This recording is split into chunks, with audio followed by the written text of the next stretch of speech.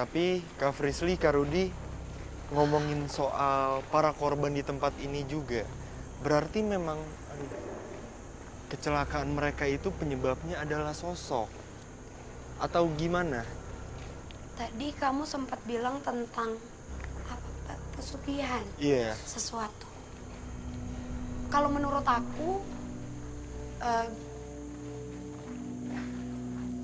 iya memang ada hal itu di tempat ini.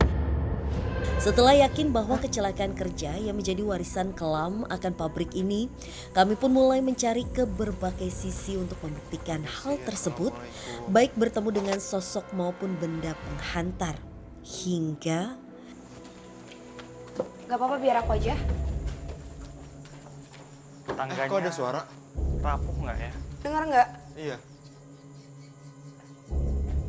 Hah? Ada yang cekikikan?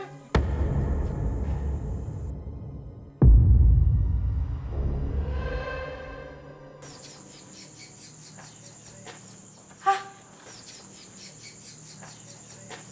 Hah? Hah? Halo? Di atas, tapi hati-hati. Ini takutnya nggak aman. Kayaknya ini kayak pancingan gitu nggak sih, Kak? Bisa jadi, supaya kita datang ke sana, tahu-tahu ini ambruk Iya, iya. dan melukai kita. Betul.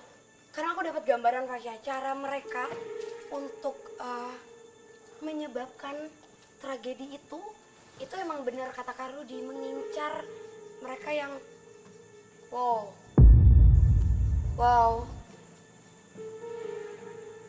Setiap kali kita menjelaskan, Suara selalu itu ada muncul suara. ya? Iya. Kayaknya emang dia tuh nyari orang yang mungkin pada saat itu kondisinya lagi lemah ya, Kak. Gak fokus. Atau emang dari awal sudah diincar. Sudah ditandai untuk menjadi korban. Betul. Ini tuh sebenarnya ruang pemantau. Jadi para pekerja atau mesin-mesin di sini kan besar dan banyak ya, Fasya. Jadi untuk mantau atau laporan-laporan file itu di atas ditaruhnya. Beda dengan kantor atau lokasi awal di mana kita pertama kali bertemu dengan sosok wanita ular. itu ya. Iya. Kak. Tuh.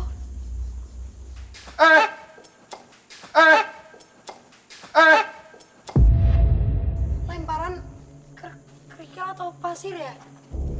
Oke, kita tinggalin aja tempat ini. Takutnya ada hal yang nggak bagus terjadi. Pada saat jadi di satu titik yang Kak Frisly itu mau naik ke atas, tiba-tiba kami semuanya mendengar suara nangis perempuan yang mungkin bisa dibilang pertama kalinya lagi setelah sekian lama aku tidak mendengar suara seperti itu, dan aku mendengar suara itu di tempat ini.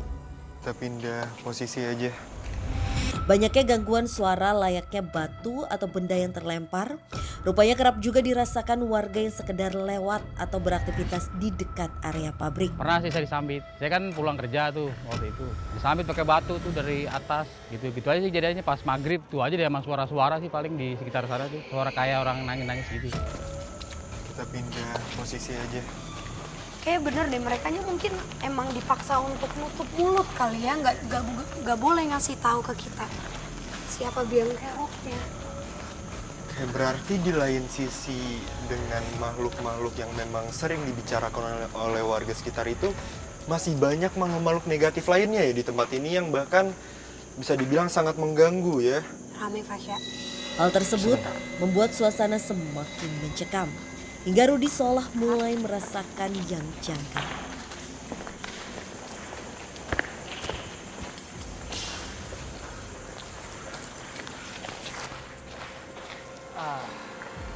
Tadi saya bilang ada sesuatu yang dikumpulkan, Ya, Iya. energi-energi yang manusia di masa lalu. Seperti itu di sini kok terasa lagi ya?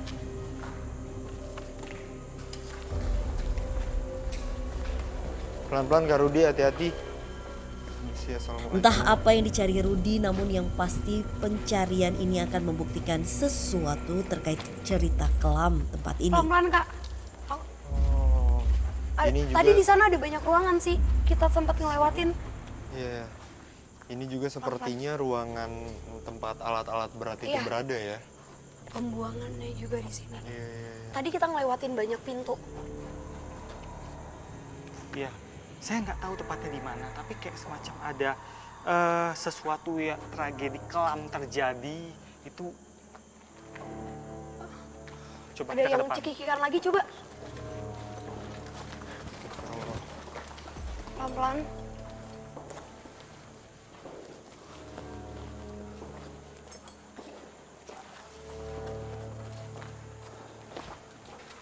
Hah? Fasya, iya. Itu apa ya? Rasanya dari sini. Hah? Ini apa ya? Astagfirullahaladzim. Permisi, assalamualaikum.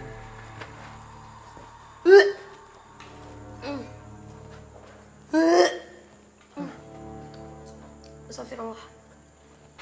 Fasya sini. Jangan bisa sendiri, Fasya.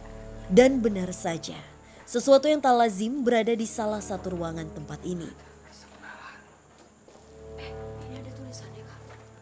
Aduh, hati-hati Kak Frisly atau Kak Rudi kalau ngambil, takutnya. Aku sama Kak Frisly dibawa Kak Rudi ke salah satu ruangan yang di dalamnya itu seperti ada rumah-rumahan yang kalau dari penjelasan Kak Rudi itu menjadi salah satu tempat pesugihan itu terjadi, dan itu yang menjadi salah satu media ibadah kepercayaan orang Chinese. Tapi yang bikin aku kaget yaitu tempat itu malah disalahgunakan oleh orang yang tidak bertanggung jawab dan malah dijadikan tempat pesugihan gitu. Di sini tempat ditaruh sesajen, persembahan.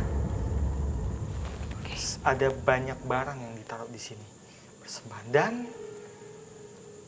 ada beberapa barang yang biasa dipakai seseorang. Contohnya seperti gesper, terus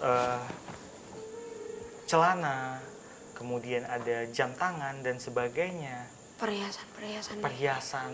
Atau ya apapun itu yang dipakai manusia itu seperti ditaruh di dalam sini dengan suatu tujuan. Sebentar. Aduh.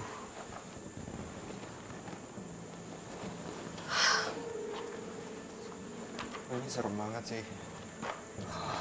Pertama kalinya aku melihat ada hal-hal kayak gini. Saya mengerti sekarang. Saya mengambil benda ini dari kamu. Iya. Ini adalah milik kamu. Iya. Kemudian saya akan menaruhnya di dalam sini. Itu artinya kamu yang akan jadi tumbal.